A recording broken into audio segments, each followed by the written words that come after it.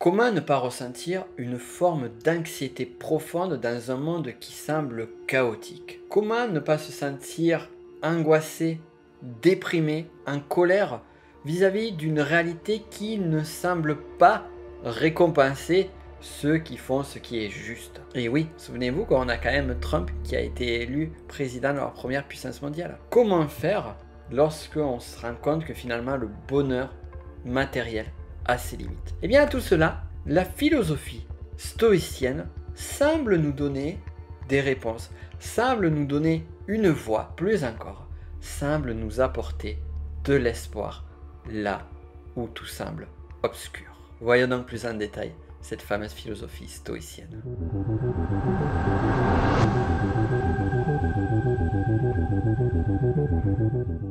Bonjour à vous, bienvenue dans cette vidéo, je m'appelle Nico Pen, spécialiste en psychologie, connaissance de soi, et également l'auteur de ce livre sur les 9 types de personnalité que compose l'énéagramme. Et justement, en parlant de psychologie, eh bien, ça serait bien de trouver de quoi nous aider pour relâcher cette forme d'anxiété face à un monde qui est chaotique. Et c'est là que le stoïcisme peut devenir intéressant, aussi bien d'un point de vue philosophique que d'un point de vue psychologique, car on parle ici d'une philosophie pratique. Alors comme je l'ai évoqué en introduction, le bonheur matériel, que ce soit l'argent, le pouvoir, le confort, la reconnaissance, eh bien tout cela a des limites. Il suffit de regarder certains acteurs ou certains chanteurs pour voir que c'est pas forcément ce qui va amener au bonheur. Or, cette limite-là, certains grands stoïciens l'ont constatée pour ne pas dire vécue. Il suffit simplement de parler de l'auteur de ce livre que vous voyez au fond,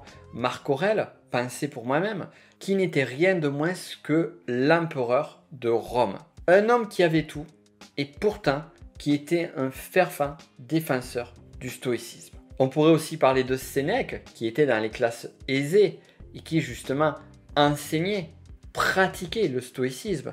Et dans les autres grands noms de référence, nous retrouvons le sénateur et multiple proconsul Cicéron. Mais alors, qu'est-ce que nous disent tous ces hommes-là au regard du stoïcisme? Eh bien, dans un premier temps, que finalement, ce qui va avoir du sens, ce qui va être important, ça ne va pas être l'objectif, ou plutôt le résultat qui va découler de celui-ci, mais le process. En d'autres termes, je ne contrôle pas les conséquences de mes actes ou de mes non-actes. Par contre, je peux contrôler ce que je fais à l'instant T donné et comment je le fais. Dès lors, puisqu'il y a des choses qui ne m'appartiennent pas, autant les laisser filer et apprécier ce qui est. Plus encore, apprécier l'instant présent. Alors déjà, ça fait du bien de relâcher la pression quant aux résultats qui peuvent arriver ou pas. L'idée étant, je vais faire du mieux que je peux, mais, ou plutôt et surtout, je vais faire en sorte de le faire en conscience et de le faire avec joie, avec plaisir et de me satisfaire de ce qui est. Donc là, on n'est pas dans le passé à regretter ce qui n'a pas été fait. On n'est pas dans le futur à anticiper tout ce qui peut arriver. On est dans le moment, dans la pureté de l'instant. Ça, c'est déjà pas mal. Mais on va aller encore plus loin. Alors pour imager, synthétiser et simplifier l'idée essentielle de cette philosophie-là, je vais tout simplement vous inviter à vous poser la question, est-ce que vous avez un problème? Alors, vous allez me dire peut-être oui, j'en ai un. Là, je pourrais vous poser la question suivante. Est-ce que ce problème dépend de vous? Alors ici, encore une fois, pour raccourcir, il y aurait deux réponses possibles. Oui, cela dépend de moi. Non, cela ne dépend pas de moi. Les stoïciens vous diraient ceci. Si ça ne dépend pas de vous, alors pourquoi vous en soucier? Là, problème réglé. De l'autre côté, si ça dépend de vous, est-ce que vous connaissez la solution? Si la réponse est oui, alors pourquoi vous en soucier? Si la réponse est non, est-ce que vous pouvez trouver un moyen de trouver la solution? La réponse, elle va être peut-être oui. Si oui, alors pourquoi vous en soucier puisque vous avez un moyen de trouver la réponse? Si la réponse est non, alors vous ne pouvez rien faire.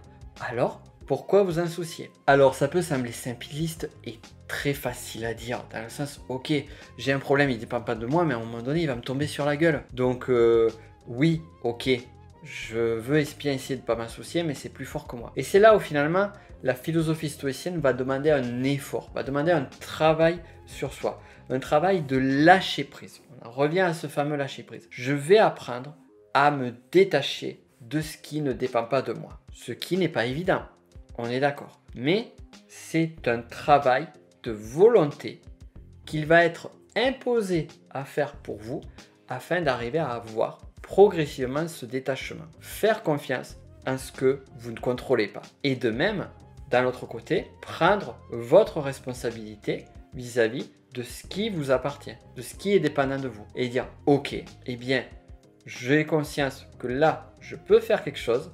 Dès lors, je vais formuler les actes nécessaires pour créer le changement et dès lors, enlever tout stress, puisque, comme on l'a vu précédemment, si je fais du meilleur qu'il est possible pour moi de faire, quels que soient les résultats qui arriveront, eh bien, j'aurai fait ce qu'il y a à faire. Ça peut paraître trivial, mais ça change tout dans la perception, parce que je n'ai plus d'attente. Maintenant, pour vous aider à développer concrètement cette sérénité stoïcienne, j'aimerais vous partager ce qui m'a le plus aidé. Et je l'ai trouvé, non pas dans un texte de Marc Aurèle, mais dans la série Dark sur Netflix. Petite parenthèse, une série sur laquelle j'aimerais bien faire une analyse psychologique avec vous. Si ça vous intéresse, il y a les commentaires dessous. Contre toute attente, cette prière a été formulée par un théologien américain du nom de Reinhold Niebuhr et elle dit ceci. Dieu, donne-nous la grâce d'accepter avec sérénité les choses qui ne peuvent être changées. Le courage de changer celles qui devraient l'être. Et la sagesse d'en connaître la différence. Sérénité, courage, sagesse. 3 grandes et belles vertus à développer. La sérénité devant ce que je ne contrôle pas. La sérénité devant ce qui m'arrive et qui n'est pas de mon dû. Ensuite, le courage. Le courage de changer ce qui doit être changé. Le courage de dépasser mes peurs face à quelque chose qui doit être modifié. En d'autres termes, avoir la force, la volonté de mettre en action ce qui dépend de moi. Et enfin, un dernier point, la sagesse. Cette prise de recul, cette prise de hauteur pour pouvoir juger les choses, pour pouvoir mesurer ce qui est présent et ainsi pouvoir faire la juste mesure entre ce qui dépend de moi et ce qui n'en dépend pas.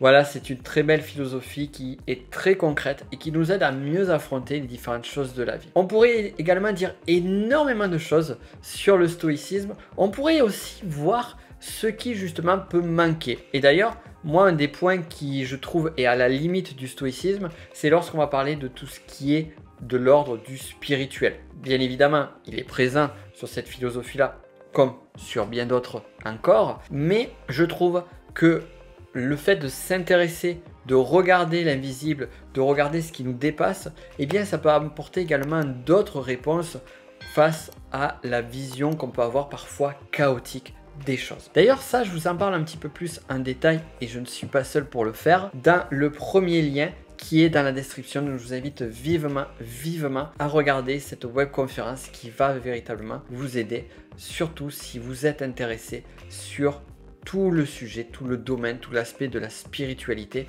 et tout ce qui se cache derrière. Je vous laisse donc regarder tout ça en description ou juste ici et gardez en tête la sérénité, le courage et la sagesse des stoïciens. À très vite.